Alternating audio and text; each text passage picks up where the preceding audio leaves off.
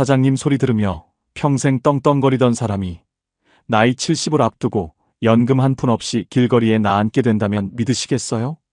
그것도 애지중지 키운 외동아들 이혼 위자료 대주다가 평생 모은 재산이 반토막이 난다면 말입니다.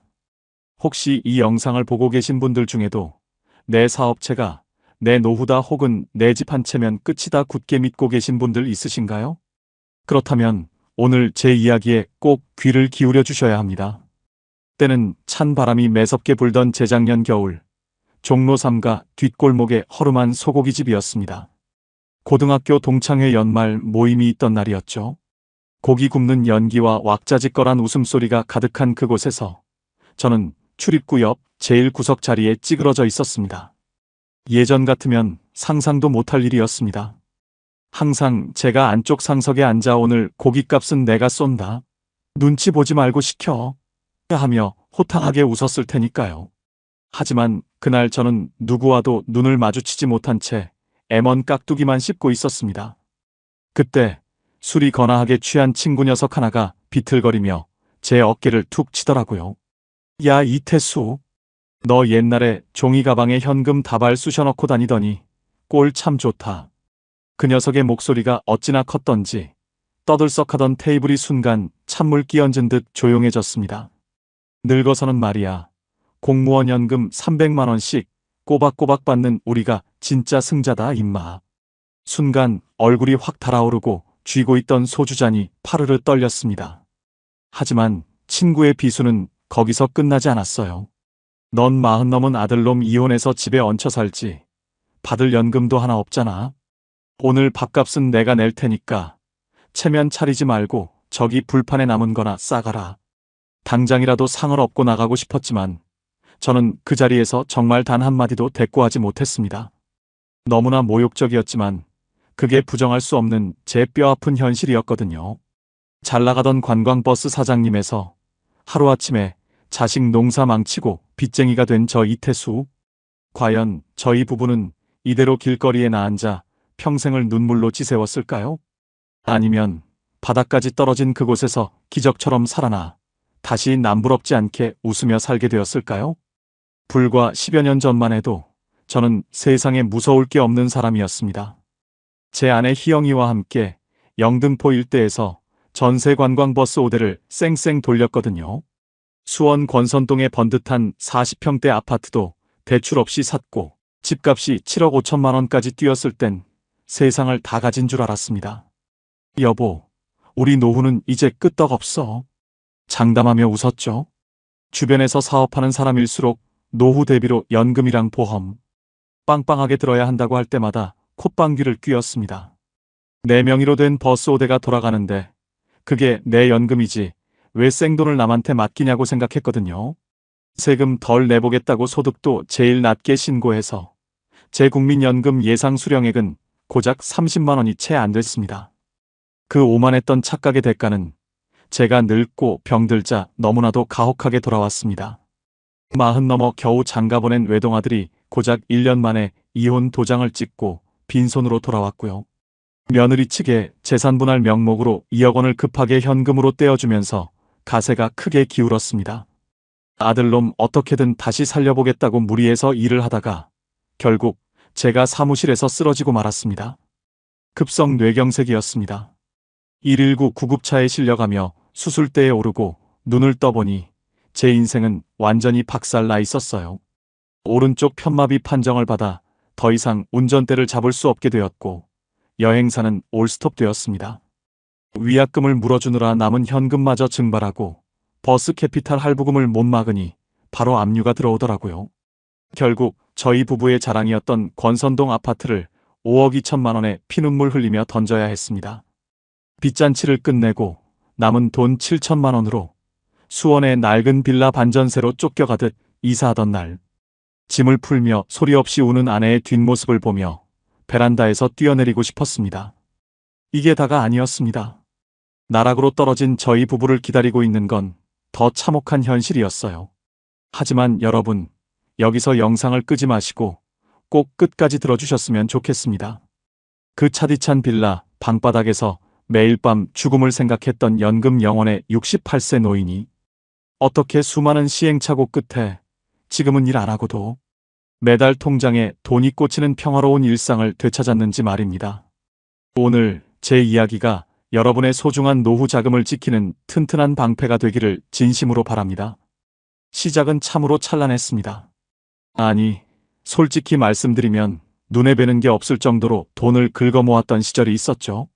지금으로부터 한 15년 전쯤 2010년대 초반 무렵이었습니다. 저와 제 아내는 영등포 일대에서 전세 관광버스 5대를 쉴 새 없이 굴렸습니다. 당시만 해도 전국 8도로 산악회며 친목회며 단체 관광객이 차고 넘치던 시절이었거든요.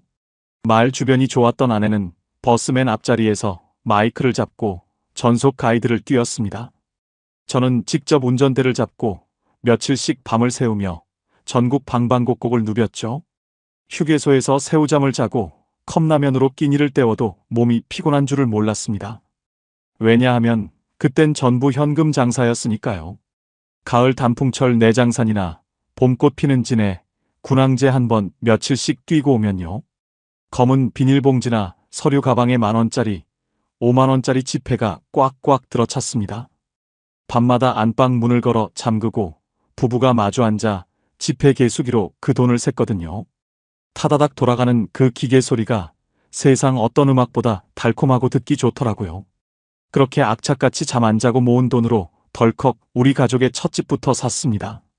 수원 권선동에 있는 제법 큰 40평대 아파트를 대출도 거의 없이 3억 8천만 원에 단번에 매입했죠.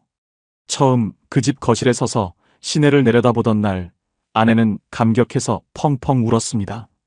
넓은 거실에 번쩍이는 샹들리에를 달고 비싼 가죽 소파에 누워 있으니 세상 부러울 게 없었습니다. 몇 년 뒤에는 그 아파트 값이 부동산 호황을 타고 7억 5천만 원까지 훌쩍 뛰더라고요. 통장에 찍힌 사업체 잔고와 치솟는 아파트 실거래가를 보면서 저는 단단히 착각에 빠졌습니다. 내 인생에 다시는 가난이란 없을 거라고, 우리 부부의 노후는 완벽하게 준비됐다고 말입니다.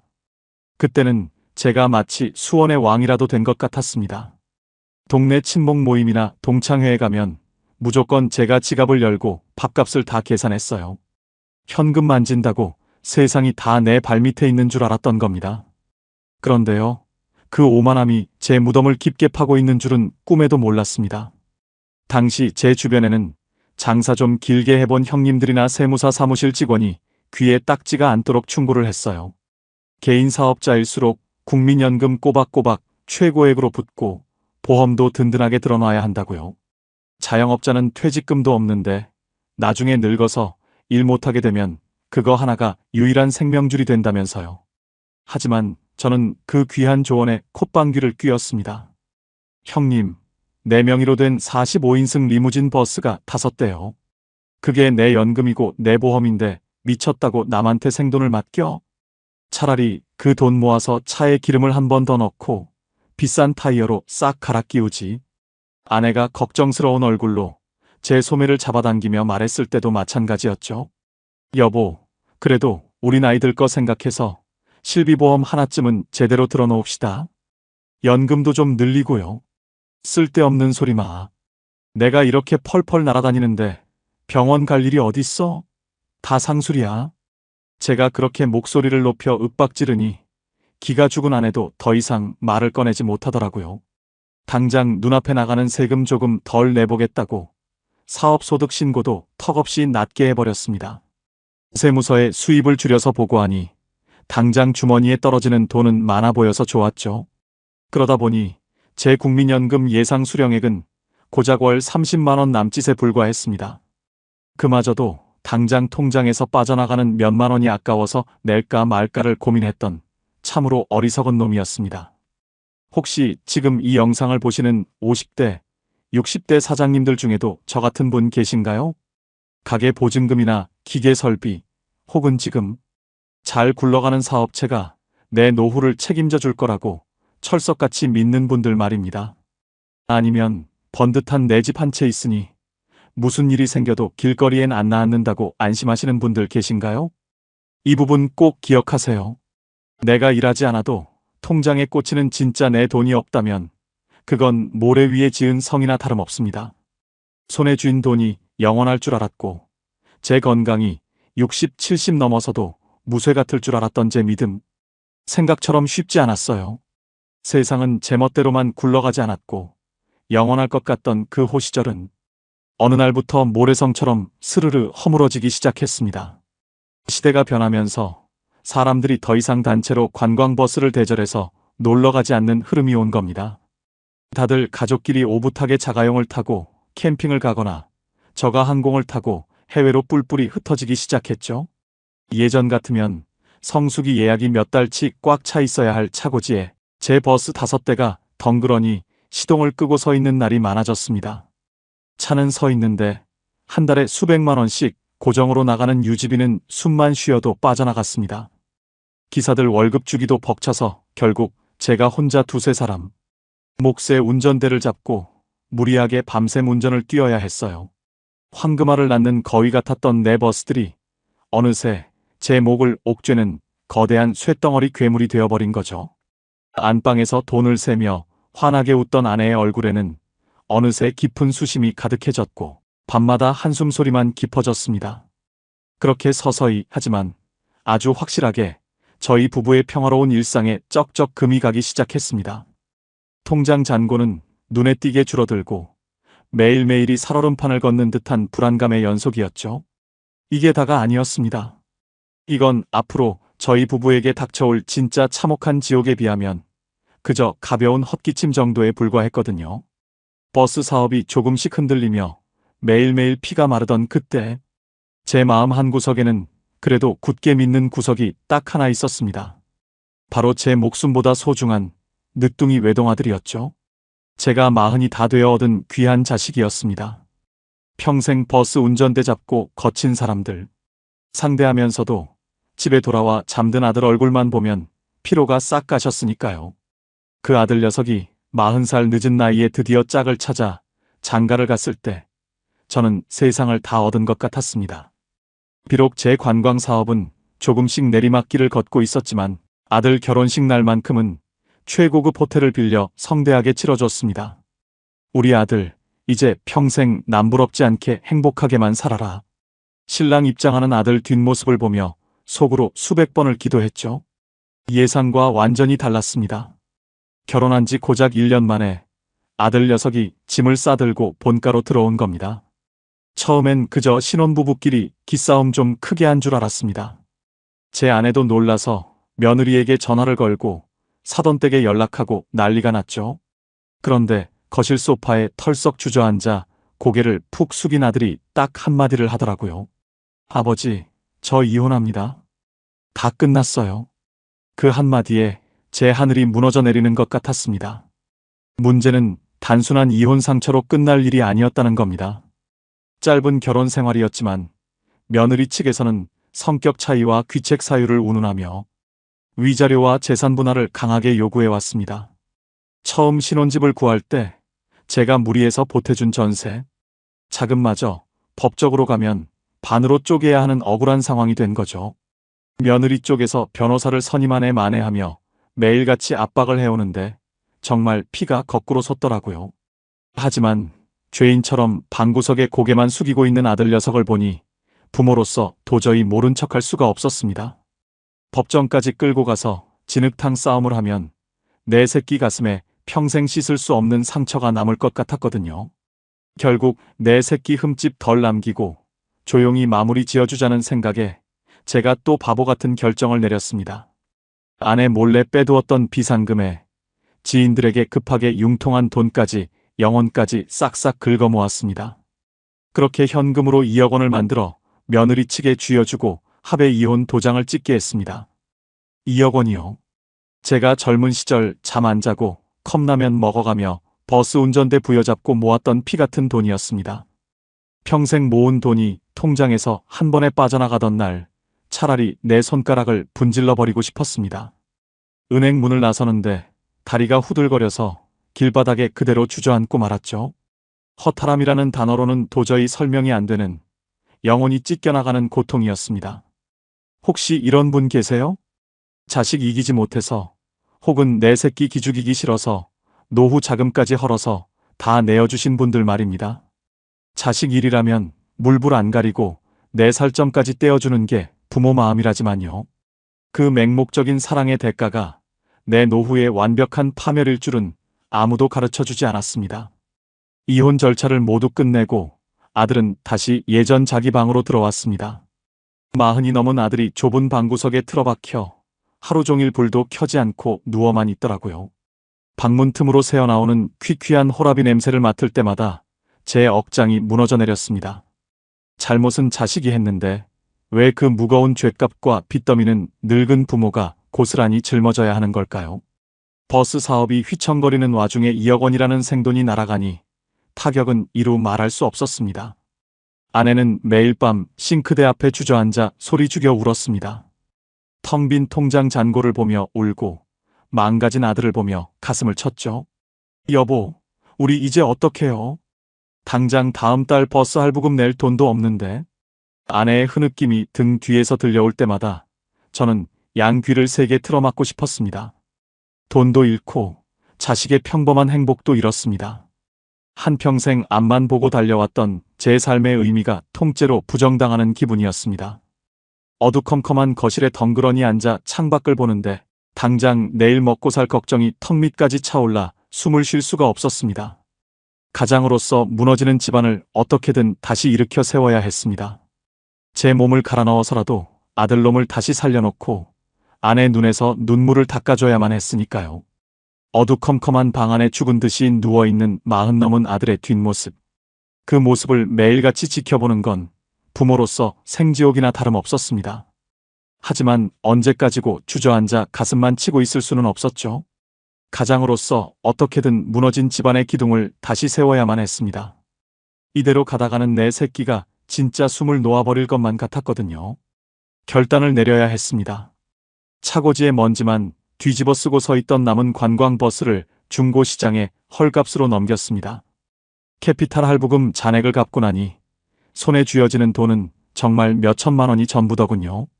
그 돈으로는 새로운 시작은커녕 빚잔치 하기도 빠듯했습니다. 결국 저희 부부의 전 재산이나 다름없는 마지막 자존심이었던 권선동 아파트를 담보로 잡았습니다. 은행 창구에 앉아 5천만 원 대출 서류에 도장을 찍는데 손이 덜덜 떨리더라고요.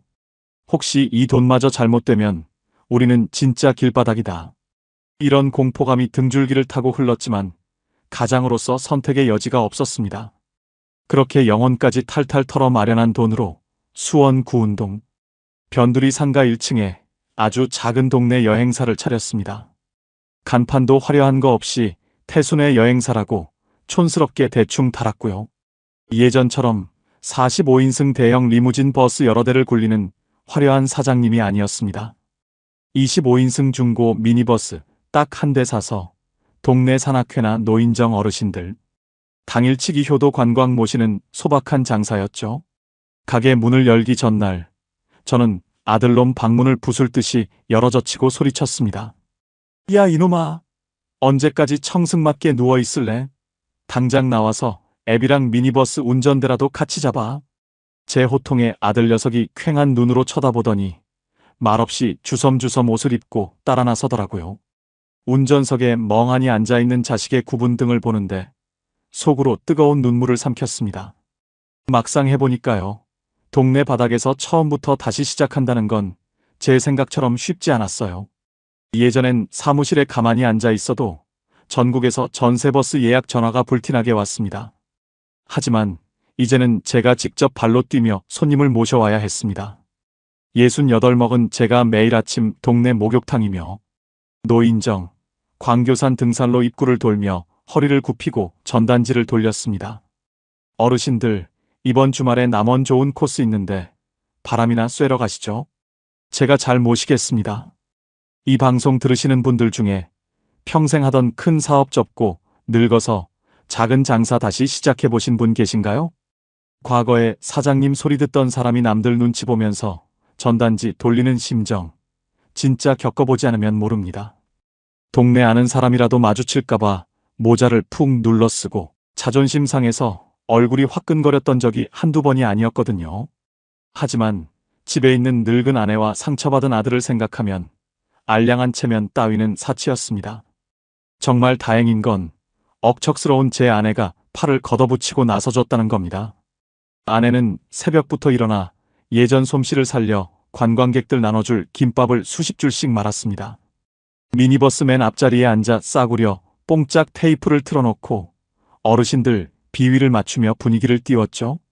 처음엔 조수석에 앉아 쭈뼛거리던 아들 녀석도 부모가 땀 흘리는 모습을 보며 조금씩 변하기 시작했습니다. 무거운 짐도 번쩍번쩍 들어드리고 어르신들 손을 잡고 부축해드리며 싹싹하게 굴더라고요. 아침 일찍 미니버스 시동을 걸고 나가는 길, 조수석엔 아내가 타고 운전석엔 아들이 앉아 콧노래를 흥얼거리는 모습을 맨 뒷자리에서 가만히 지켜보던 날이 있었습니다. 버스 안에 가득 퍼지는 달달한 믹스커피 냄새를 맡는데 이상하게 마음이 뭉클하더라고요. 비록 옛날처럼 돈을 갈퀴로 긁어 모으진 못해도 우리 세 식구가 다시 뭉쳐서 땀 흘려 일한다는 사실이 너무 감사했습니다. 첫 달 정산을 해보니 남는 돈은 겨우 150만 원 남짓이었습니다. 아파트 대출 이자 내고 나면 세 식구 밥 먹기도 빠듯한 돈이었죠. 하지만 아내가 그 돈을 쥐고 여보, 우리 식구 다 같이 일하니까 살 것 같아요 라며 활짝 웃었을 때 저는 캄캄하고 긴 터널 끝에서 아주 작고 따뜻한 빗줄기를 본 것 같았습니다. 땀 흘려번 첫 수익금으로 아들 녀석과 삼겹살에 소주 한 잔을 기울이던 그날 밤, 저는 굳게 다짐했습니다. 내 뼈가 부서지고 허리가 휘는 한이 있어도 벼랑 끝에서 다시 피워낸 이 작은 희망의 불씨를 절대 꺼뜨리지 않겠다고 말입니다. 그날 밤 소주 한 잔을 기울이며 다짐했던 약속은 저희 세 식구를 다시 뭉치게 만들었습니다. 다음 날부터 저희 가족은 완전히 눈빛부터 달라졌거든요. 새벽 4시 반이면 어김없이 일어나 아내가 싸주는 보온병과 김밥통을 챙겨 들었습니다. 아직 해가 뜨지도 않은 컴컴한 수원의 새벽 공기를 가르며 낡은 25인승 미니버스 시동을 켜는 것으로 하루를 시작했죠. 수원역 앞이나 팔달문 남문시장 입구에 차를 대놓고 단골 어르신들을 기다렸습니다. 예전처럼 삐까번쩍한 45인승 대형 리무진이 아니라서 처음엔 타기 꺼려 하시는 분들도 있었어요. 그럴 때마다 제가 허리를 90도로 굽히며 먼저 다가가 짐을 받아들었습니다. 제 아내는 특유의 서글서글한 웃음으로 어르신들 팔짱을 끼며 버스로 모셨고요. 초반에는 낡은 중고 버스다 보니 잔고장이 참 많아서 애를 먹었습니다. 어느 날은 언덕길을 올라가는데 엔진에서 덜덜거리는 소리가 심하게 나더라고요. 구청에서 소상공인 지원금이라도 좀 받아보려고 서류를 잔뜩 떼어갔지만 과거 세금 신고 내역 때문에 자격 미달로 번번이 튕겼습니다. 정부 지원금이라는 게 꼭 제가 제일 절박할 때는 문턱이 너무 높게만 느껴지더라고요. 나중에 알았는데요. 그때 지원금을 못 받아서 저희 손으로 직접 기름때 묻혀가며 버스를 고쳤던 게 오히려 저희 식구를 더 단단하게 만들었습니다. 수리비 아끼겠다고 저와 아들 녀석이 버스 밑바닥에 기어들어가 스패너를 돌렸거든요. 얼굴에 시커먼 기름때를 묻힌 채로 서로를 쳐다보는데 아들이 갑자기 피식 웃음을 터뜨렸습니다. 이혼하고 집에 들어와서 매일 죽은 사람처럼 누워만 있던 녀석이 몇 달 만에 처음으로 소리내어 웃은 겁니다. 그 웃음소리를 듣는데 제 가슴 속에 맺혀있던 시커먼 응어리가 쑥 내려가는 기분이었습니다. 부모 마음이 참 간사한 게요. 내 몸 부서지고 관절이 쑤시는 것보다 자식 놈 얼굴에 생기 도는 거 보는 게 1000배 만배는 더 배부르더라고요. 그날 이후로 아들은 미니버스 운전대를 제법 능숙하게 잡기 시작했습니다. 제가 조금이라도 피곤해 보이면 아버지, 눈 좀 붙이세요. 제가 남원까지 쭉 뺄게요 하면서 든든하게 앞장서더군요. 혹시 시청자분들 중에 칠흑 같은 어둠 속에서 가족들끼리 손 꽉 잡고 버텨본 적이 있으신가요? 돈이 많아서 행복한 게 아니라 내일은 오늘보다 나아질 거라는 그 작은 희망 하나. 그 희망 하나가 사람을 살게 만들더라고요. 입소문이라는 게 참 무섭고도 고마운 겁니다. 저희 부부가 어르신들 화장실 가는 시간까지 꼼꼼하게 챙기고 아들이 싹싹하게 운전을 잘한다고 수원 일대 노인정에 소문이 쫙 퍼졌습니다. 거기 태순의 여행사 차 타면 밥도 맛있고 아들내미가 참 친절혀. 이런 칭찬이 돌기 시작하면서 주말마다 예약이 꽉꽉 차기 시작했습니다. 봄에는 광양 매화 축제로, 가을에는 단풍 구경으로 전국을 누비다 보니 통장 잔고도 조금씩 불어났습니다.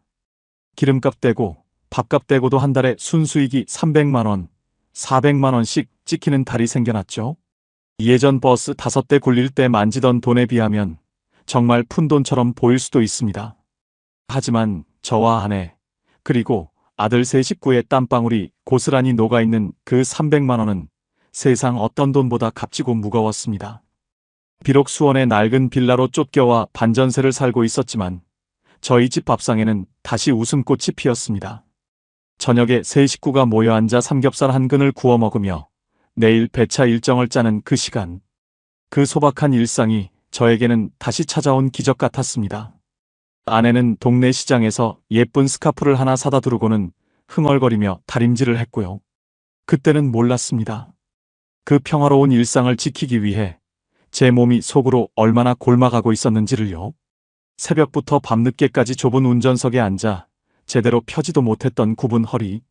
스트레스와 피로가 겹겹이 쌓여 혈관 속에서 조용히 시한폭탄처럼 째깍거리고 있던 제 건강 상태. 당장 눈앞에 들어오는 몇십만 원의 수익에 눈이 멀어 정작 가장 중요한 걸 놓치고 있었던 겁니다. 이대로 딱 3년만 고생하면 우리 다시 아파트 전세라도 얻어서 나갈 수 있겠다. 아내의 그 들뜬 목소리에 고개를 끄덕이며 저는 우리가 이미 모든 위기를 다 넘겼다고 굳게 믿어버렸습니다. 그렇게 1년이 훌쩍 지났습니다. 계절이 한 바퀴 돌아 다시 봄이 찾아왔을 때 저희 태순의 여행사는 수원 일대에서 제법 자리를 굳혔습니다. 처음에 덜덜거리던 25인승 중고 미니버스는 어느새 매주 주말이면 빈자리 하나 없이 손님들로 꽉꽉 들이찼거든요. 수원역 앞뿐만 아니라 화성이나 용인 쪽 노인대학에서도 저희 차를 따로 대절해 달라는 연락이 올 정도였습니다. 가장 기뻤던 건 쾌하던 우리 아들 녀석의 얼굴에 제 나이에 맞는 생기가 돌기 시작했다는 겁니다. 새벽같이 일어나 세수를 하고 왁스로 머리를 빗어 넘기는 모습을 보면 제 속이 다 시원했습니다. 운전대 잡는 폼도 제법 베테랑 티가 났고 휴게소에 들를 때면 어르신들 커피 심부름까지 싹싹하게 해냈죠. 아이고, 아들내미가 어쩜 이리 싹싹혀. 우리 며느리 삼고 싶네. 어르신들이 툭툭 던지는 칭찬 한마디에 아들 녀석. 귀가 빨개지면서 씩 웃는 걸 볼 때마다 저는 뒤에서 남몰래 코끝이 찡해졌습니다.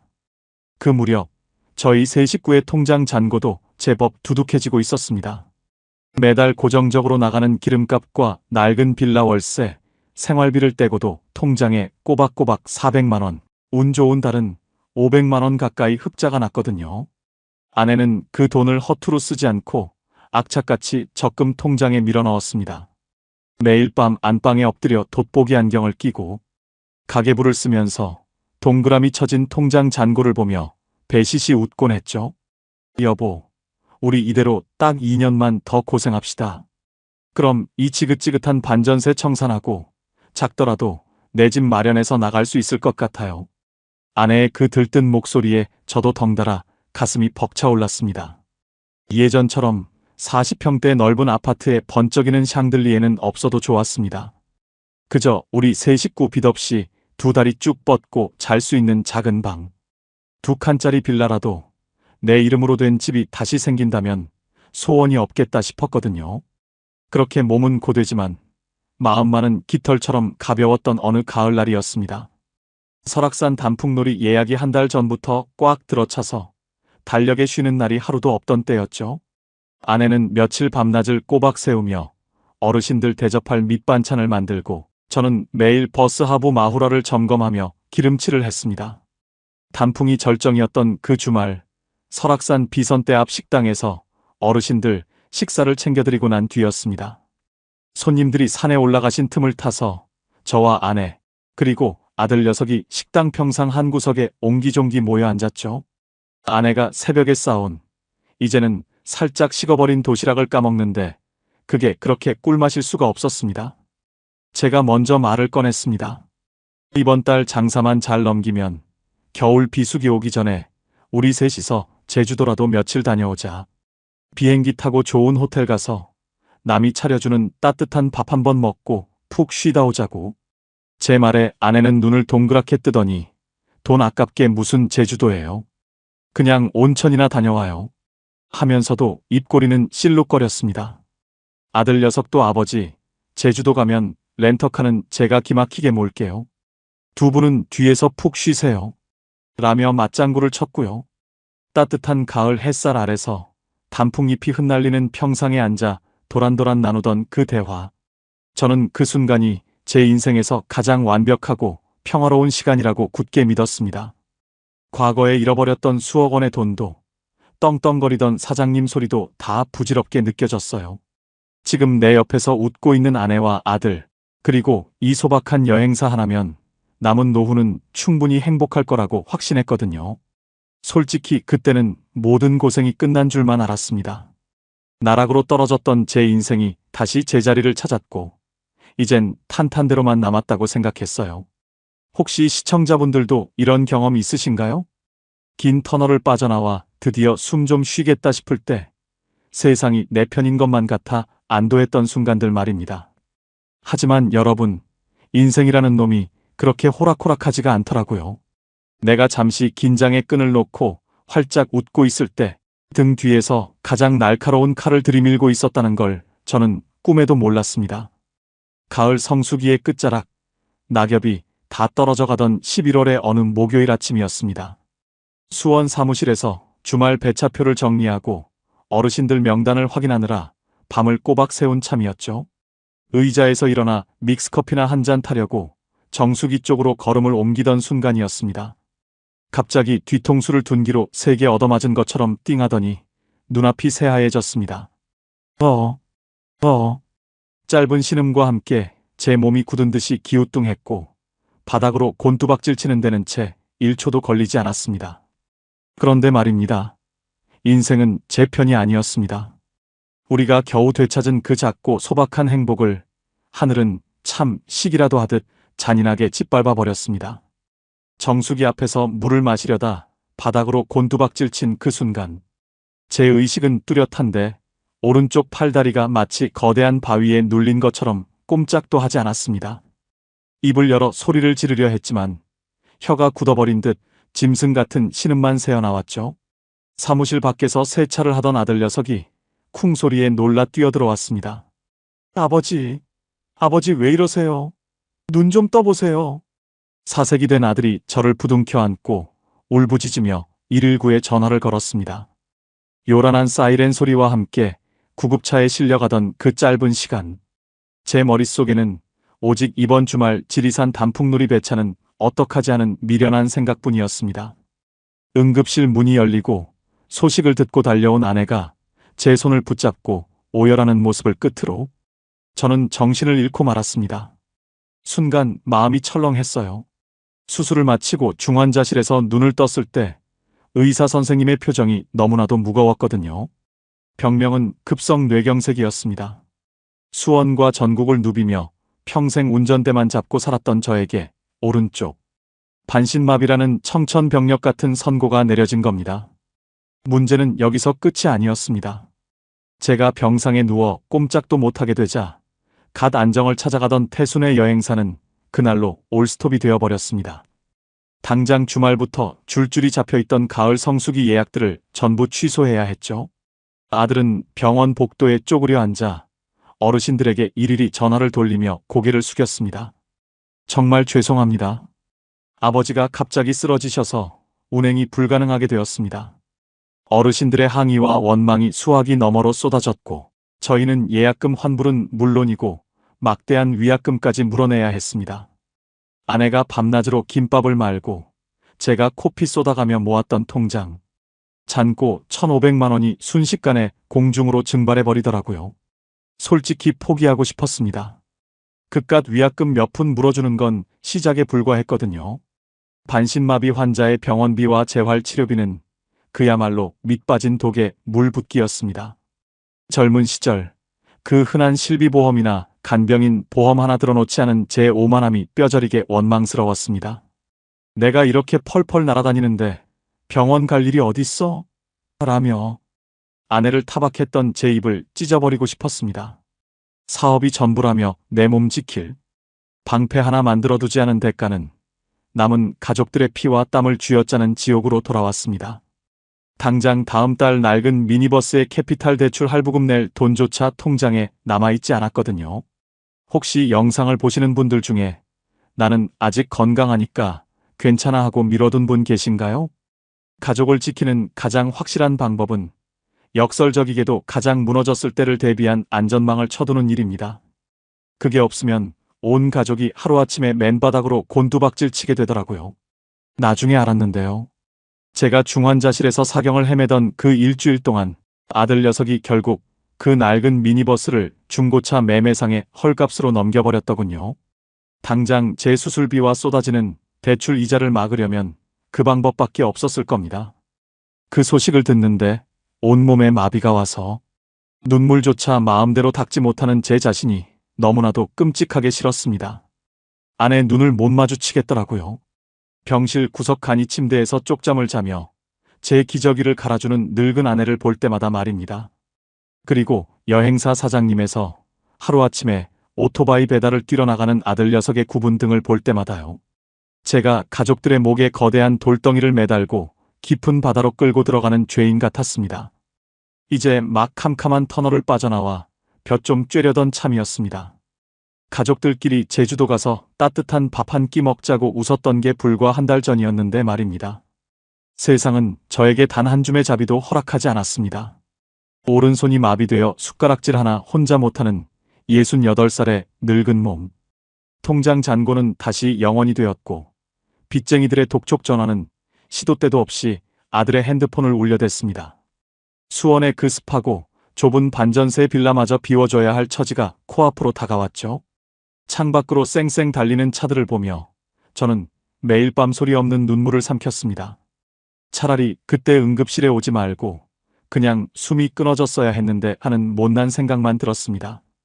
살아 숨쉬는 것 자체가 가족에게 민폐가 되어버린 이 끔찍한 현실 앞에서 저는 철저하게 바닥으로 가라앉고 있었습니다. 병원에서 퇴원하던 날, 제 손에 들려있던 건 약봉지 몇 개와 눈덩이처럼 불어난 병원비 영수증뿐이었습니다. 수원의 그 낡은 반전세 빌라마저 보증금을 빼서 밀린 수술비로 보태야 했거든요. 결국 저희 세 식구는 보증금 1,000만 원의 월세, 40만 원짜리 햇빛도 안 드는 반지하 단칸방으로 짐을 옮겨야 했습니다. 오른쪽 편마비로 지팡이 없이는 화장실 문턱 하나 넘기 힘든 제 몸. 이 무거운 짐 덩어리를 온전히 늙은 아내와 아들이 떠안게 된 겁니다. 평생 사모님 소리 들으며 곱게 늙어가던 제 아내는 결국 동네 감자탕집 주방 보조로 나갔습니다. 남이 먹다 남긴 뚝배기를 닫고 퉁퉁 부은 손으로 퇴근하는 아내를 볼 때마다 제 가슴은 갈기갈기 찢어졌습니다. 아들 녀석의 삶은 더 처참하게 망가졌습니다. 낮에는 오토바이를 타고 배달을 뛰고 밤에는 취객들 대리운전을 하며 밤을 새웠거든요. 어느 날 새벽 비에 흠뻑 젖은 채로 들어와 현관에 쓰러지듯 잠든 아들의 흙투성이 신발을 보았습니다. 제가 그때 베란다 창문을 열고 몇 번이나 뛰어내리려 했는지 모릅니다. 내가 죽어야 이 집안이 살겠구나. 직접 안 겪어본 사람은 이 무서운 생각이 얼마나 시도 때도 없이 머릿속을 파고드는지 절대 모를 겁니다. 하지만 제 마음대로 죽는 것조차 마음대로 되지 않는 그야말로 철저한 무능력 상태였죠. 방구석에 누워 가족들이 벌어오는 돈만 축내는 식충이가 된 기분이었습니다. 생각처럼 쉽지 않았어요. 어떻게든 살기를 찾아보려 해도 굳어버린 제 몸과 나이로는 할 수 있는 게 아무것도 없었거든요.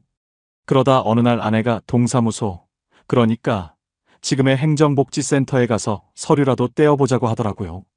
혹시라도 나라에서 나오는 의료지원금이나 장애 등급이라도 받아서 복지 혜택을 볼 수 있을까 싶어서요. 솔직히 저는 죽기보다 가기 싫었습니다. 한때 수원 일대에서 전세버스 5대 굴리던 이태수가 나라에서 주는 푼돈 구걸하러 간다는 게 자존심이 허락하질 않았거든요. 하지만 아내의 갈라진 손등을 보니 차마 고집을 부릴 수가 없었습니다. 결국 모자를 푹 눌러 쓰고 지팡이를 짚은 채 아내 부축을 받으며 절뚝절뚝 동사무소 문을 밀고 들어갔습니다. 혹시 이런 분 계세요? 과거에 잘 나갔던 기억 때문에 현실을 인정하지 못하고 알량한 체면만 붙잡고 있는 분들 말입니다. 그 체면이라는 게 얼마나 부질없고 사람을 더 비참하게 만드는지 저는 그날 뼈저리게 깨달았습니다. 동사무소 구석 의자에 번호표를 뽑고 고개를 푹 숙이고 앉아 있을 때였어요. 저 멀리서 서류를 떼고 나오던 어떤 중년 남자가 저를 빤히 쳐다보며 다가오더라고요. 사장님, 태수 사장님 아니십니까?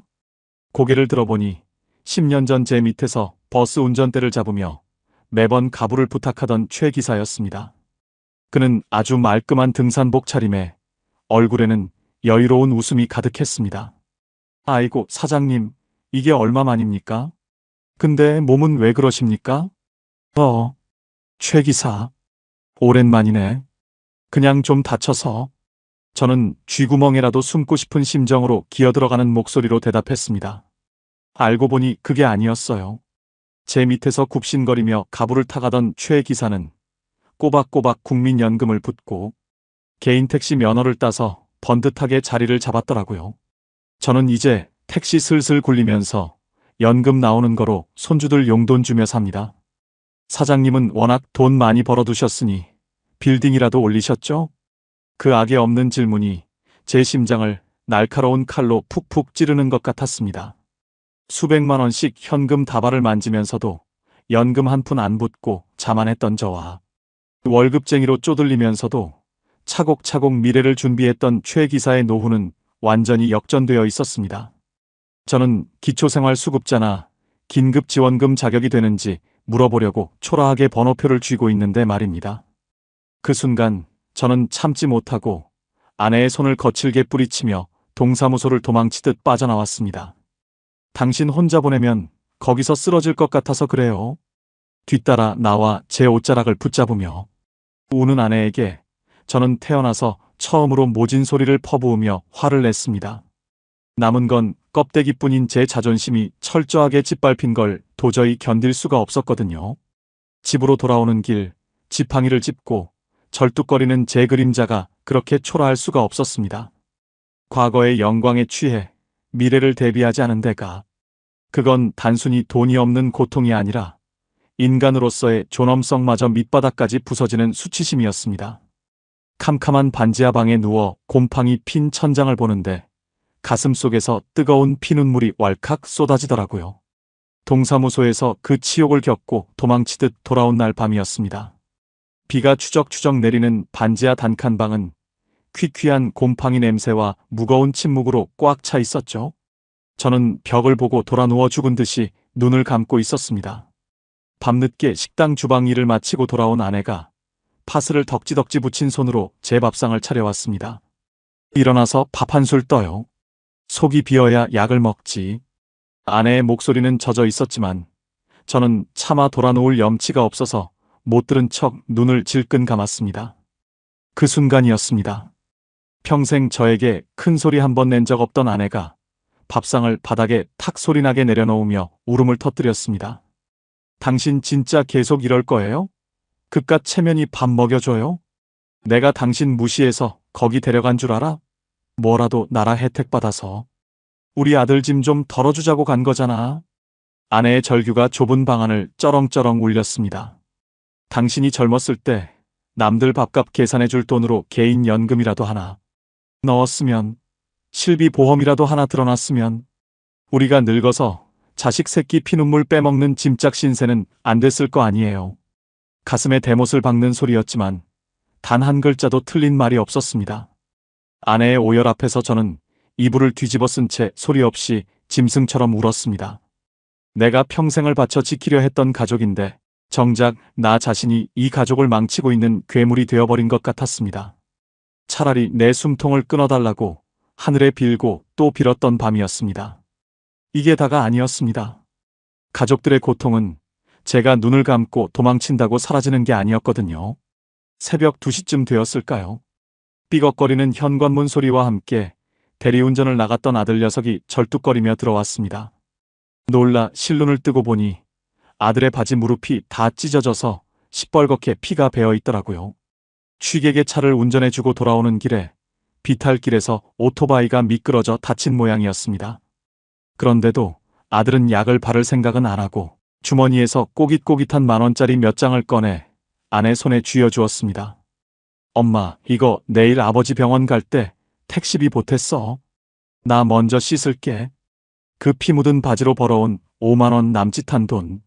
그 돈을 쥐고 소리 없이 흐느끼는 아내의 뒷모습을 보며 저는 정말이지 혀를 깨물고 싶었습니다. 혹시 영상을 보시는 분들 중에 이런 분들 계신가요? 젊어서는 처자식 먹여 살리느라 뼈 빠지게 일했는데 늙고 병드니 가족의 가장 큰 무거운 짐이 되어버렸다고 자책하시는 분들이요. 그 비참함과 억울함은 직접 겪어보지 않은 사람은 절대 위로조차 할 수 없는 지독한 고통입니다.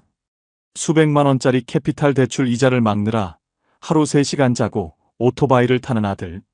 관절염으로 퉁퉁 부은 다리를 이끌고 남의 식당 뚝배기를 닦는 늙은 아내.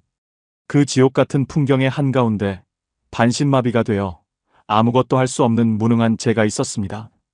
제가 할 수 있는 건 오직 더 이상 가족들에게 짐이 되지 않기 위해 제발 오늘 밤 자다가 조용히 심장이 멈추길 바라는 것뿐이었습니다. 근데요, 인생이 참 얄궂은 게 진짜 죽으려고 작정을 하니까 오히려 아주 작은 살길이 보이기 시작하더라고요. 며칠 뒤 가족들이 일하러 나가고 텅 빈 집에 혼자 덩그러니 남아있던 날이었습니다. 저는 불편한 왼손으로 방구석에 처박혀 있던 낡은 서류 가방을 미친 듯이 뒤적거렸습니다. 뭐라도 팔 게 남아있을까 싶어서 예전 사업할 때 쓰던 묵은 장부들과 서류 뭉치를 파헤쳤죠. 이미 집도 팔고 버스도 다 팔아서 먼지 한 톨 안 나올 가방이었습니다. 그렇게 쓸데없는 영수증들을 박박 찢어버리던 중이었습니다. 순간 마음이 철렁했어요. 가방 맨 밑바닥 구석에서 누렇게 바랜 서류 봉투 하나가 툭 하고 떨어졌거든요. 수십 년 전 제가 버스 차고지로 쓰겠다고 샀다가 길이 안 나서 완전히 잊어버리고 있었던 맹지. 경기도 화성 외곽에 있는 차도 못 들어가서 아무도 거들떠보지 않던 그 쓸모없는 자투리 땅의 등기권리증이었습니다. 15년 넘게 제 기억 속에서 완벽하게 지워져 있던 바로 그 땅 문서였죠. 그때까지만 해도 그 보잘것없는 땅 조각이 저희 가족을 시궁창에서 건져 올릴 기적의 동아줄이 될 줄은 상상도 못했습니다.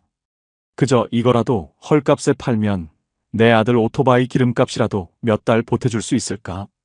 그 얇은 희망 하나에 마비된 제 몸의 심장이 다시 미친 듯이 뛰기 시작했습니다. 먼지 구덩이 같은 낡은 가방 밑바닥에서 툭 떨어졌던 그 누렇게 바랜 서류 봉투. 떨리는 왼손으로 봉투를 열어보고 저는 제 눈을 의심했습니다. 15년 전 전세버스 차고지로 쓰겠다고 경기도 화성 외곽에 덜컥 사두었던 자투리 땅의 등기권리증이었거든요. 당시 진입로 허가가 안 나서 버스는 대지도 못하고 홧김에 방치해 두었던 완벽한 맹지였습니다. 그날 저녁 식당 일을 마치고 돌아온 아내에게 그 땅 문서를 들이밀었습니다. 여보, 이거 기억나? 길도 없는 땅이라 팔리지도 않겠지만 부동산에 한번 내놔보자. 1,000,000원이라도 건지면 우리 아들 빚 갚는데 보탤 수 있잖아. 제 말에 아내도 두 손을 모으고 제발 누구라도 사갔으면 좋겠다며 기도를 하더라고요. 다음 날 아침 일찍 아내가 서류를 들고 화성 쪽 부동산을 싹 다 돌았습니다. 생각처럼 쉽지 않았어요. 길이 없는 맹지라 쓸모가 없으니 반값에 내놔도 거들떠보는 사람이 없다는 싸늘한 대답만 돌아왔습니다. 마지막 동아줄이라고 생각했던 희망마저 툭 끊어지는 것 같아 눈앞이 다시 캄캄해지더라고요. 그런데 아내가 마지막으로 들렀던 면사무소 근처 농협 직원이 지나가듯 던진 한마디가 우리 가족의 운명을 바꿔놓았습니다. 어머니, 이거 당장 안 팔리면 농지연금이라도 신청해 보시지 그래요? 사장님 연세도 되시고 하니까요. 나중에 알았는데요. 나라에서 운영하는 농지연금이라는 제도는 농사를 짓던 60세 이상 고령자가 땅을 담보로 맡기고 매달 생활비를 받는 훌륭한 제도였습니다. 물론 아무나 주는 건 아니고 과거에 농사를 지은 경력이 5년 이상 있어야 한다는 조건이 있었죠. 평생 버스 운전대만 잡았던 제가 무슨 농사 경력이 있었겠습니까? 그런데 기적이라는 게 진짜 있더라고요. 15년 전 그 땅을 사고 차고지 허가가 안 났을 때 세금 폭탄을 피하려고 꼼수를 하나 썼던 게 떠올랐습니다. 동네 사람한테 땅을 빌려주고 배추며 물을 심게 한 다음 제 이름으로 농지원부라는 걸 만들어 두었거든요. 그때 만들어둔 그 낡은 서류 한 장이 무려 5년 이상의 영농 경력으로 공식 인정을 받게 된 겁니다. 과거에 세금 좀 아껴보겠다고 억지로 만들어뒀던 그 종이 쪼가리가 벼랑 끝에 매달린 제 목숨을 살려낼 줄은 꿈에도 몰랐습니다. 서류 심사를 거쳐 감정평가를 받고 나니 죽을 때까지 매달 120만 원씩 연금이 나온다는 통보를 받았습니다. 120만 원. 예전 같으면 버스 타이어 2개 갈면 없어질 푼돈이라고 콧방귀를 뀌었을 액수였죠. 하지만 곰팡이 핀 반지하 방에서 제 손으로 돈 10원 한 장 벌 수 없었던 반신마비 노인에게 그 돈은 생명수 그 자체였습니다. 처음으로 제 통장에 농지연금 120만 원이 찍히던 날 아내와 저는 통장을 부여잡고 엉엉 소리내어 울었습니다. 평생 내 몸을 갈아넣고 땀을 흘려야만 돈이 나오는 줄 알았는데 처음으로 일 안 하고도 나라에서 꼬박꼬박 돈이 들어오는 기적을 맛본 겁니다. 여기서 끝이 아니에요. 연금으로 숨통이 조금 트이자 그동안 몰라서 못 챙겨 먹었던 정부 복지 제도들이 눈에 들어오기 시작했습니다. 행정복지센터 직원의 도움을 받아 65세 이상 어르신들을 위한 고령자 복지주택이라는 곳에 입주 신청을 넣었습니다. 몸이 불편한 저 같은 사람을 위해 나라에서 지어준 아주 특별한 임대 아파트였죠. 얼마 뒤 보증금 500만 원에 월세 5만 원이라는 기적 같은 조건으로 당첨 문자를 받았습니다. 수원의 그 끔찍했던 반지하 곰팡이 방을 탈출하던 날 이삿짐 트럭 조수석에 앉아 저는 하염없이 눈물을 흘렸습니다. 새로 이사온 고령자 복지주택은 저에게는 천국이나 다름없었습니다. 현관부터 화장실까지 문턱이 단 하나도 없어서 오른쪽이 마비된 제가 지팡이를 짚고 혼자 화장실을 갈 수 있었거든요. 벽마다 안전 손잡이가 튼튼하게 달려있고 목욕탕 안에는 앉아서 씻을 수 있는 간이 의자까지 벽에 딱 붙어 있었습니다. 무엇보다 햇빛이 쏟아져 들어오는 남향 거실 베란다에 앉아 있으니 그동안의 서러움이 눈 녹듯 사라지더라고요. 가장으로서의 짐을 조금 덜어내니 우리 가족의 삶도 마법처럼 제자리를 찾기 시작했습니다. 매달 120만 원의 농지연금에 저희 부부 기초연금까지 합치니 한 달에 180만 원 가까운 고정 수입이 생겼습니다. 아파트 월세 5만 원의 관리비를 내고도 우리 노부부 둘이 밥 굶지 않고 따뜻하게 지내기엔 충분하고도 남는 돈이었습니다. 어깨를 짓누르던 부모의 생계비 부담이 사라지자 배달을 뛰며 방황하던 아들 녀석도 드디어 정신을 차렸습니다. 다행히 예전에 버스 회사를 운영하며 쌓았던 서류 작업 경험을 살려 수원의 한 중소기업 물류팀에 정규직으로 늦깎이 취업을 했거든요. 첫 월급을 타온 날 아들이 제복을 말끔하게 차려입고 봉투를 내미는데 제 가슴이 벅차올라 숨이 턱 막혔습니다. 아버지, 어머니, 그동안 저 때문에 정말 고생 많으셨어요. 이제 두 분 일하지 마시고 편히 쉬세요.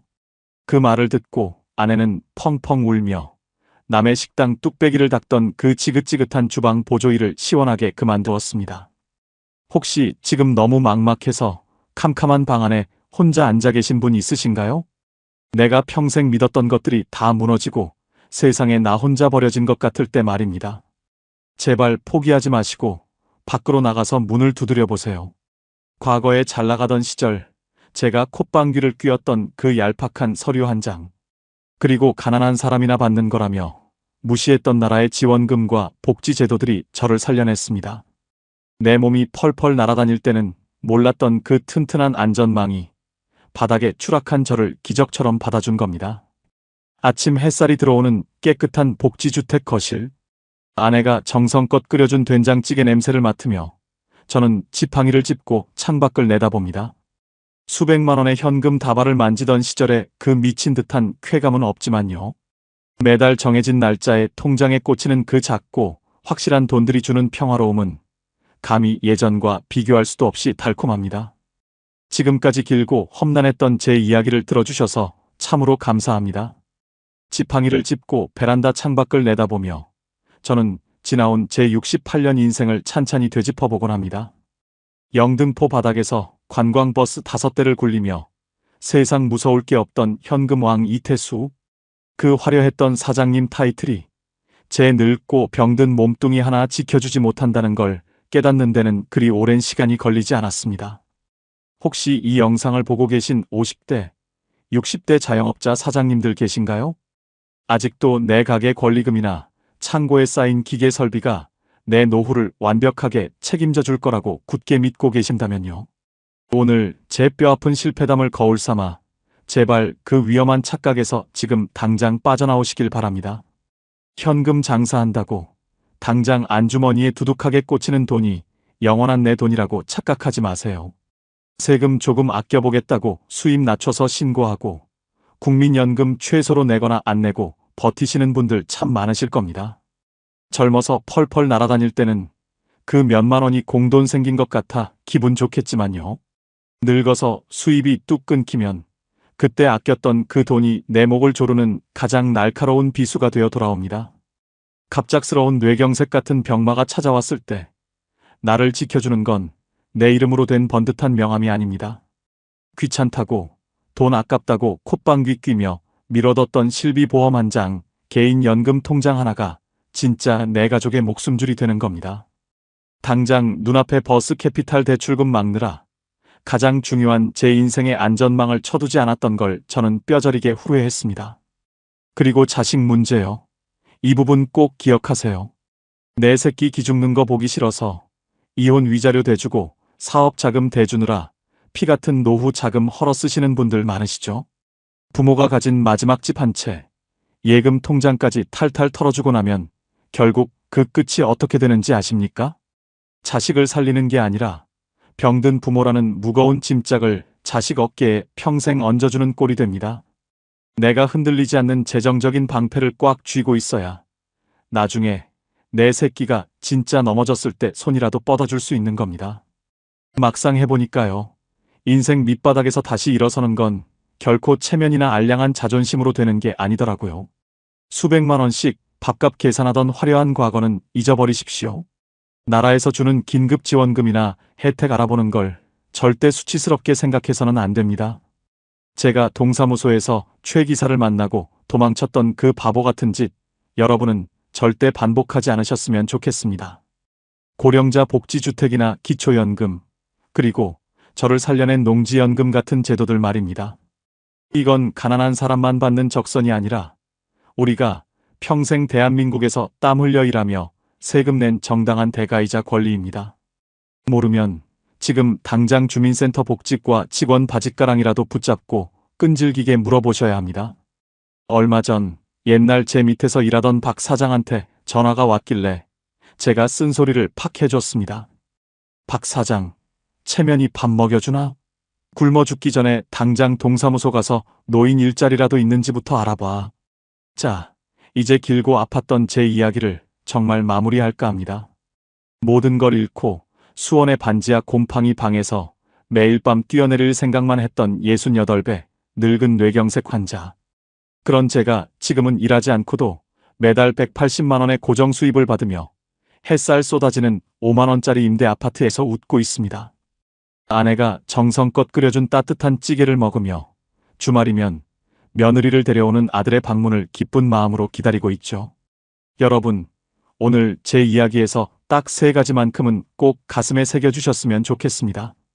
첫째, 내 사업체와 집 한 채를 맹신하지 말고 반드시 일 안 해도 매달 통장에 꽂히는 고정연금 파이프라인을 만들어 두세요. 둘째, 자식을 향한 맹목적인 금전적 희생이 훗날 자식에게 가장 무거운 짐이 될 수 있다는 걸 명심하시고 노후 자금의 마지노선은 절대 허물지 마세요. 셋째, 나라에서 운영하는 다양한 복지제도와 지원금을 창피해 하지 말고 건강할 때 미리미리 발품 팔아 공부하세요. 인생의 내리막길에서 진짜 무서운 건 돈이 없는 게 아니라 다시 일어설 수 있는 정보와 희망마저 끈을 놓아버리는 것입니다. 부디 저 같은 뼈아픈 시행착오를 겪으며 피눈물을 흘리는 분들이 더 이상은 없기를 진심으로, 정말 진심으로 바랍니다. 오늘 제 길고 부족한 경험담이 여러분의 앞날에 조금이나마 위로가 되고 현실적인 힌트가 되셨다면 참 좋겠습니다. 혹시 주변의 노후 문제나 자식 문제로 홀로 소갈이하며 힘들어하시는 지인분들이 계신다면 이 영상을 꼭 공유해 주시면 감사하겠습니다. 여러분의 따뜻하고 평안한 노후를 저 이태수가 온 마음을 다해 응원하겠습니다. 늘 건강 챙기시고 오늘도 평안한 하루 보내시길 바랍니다.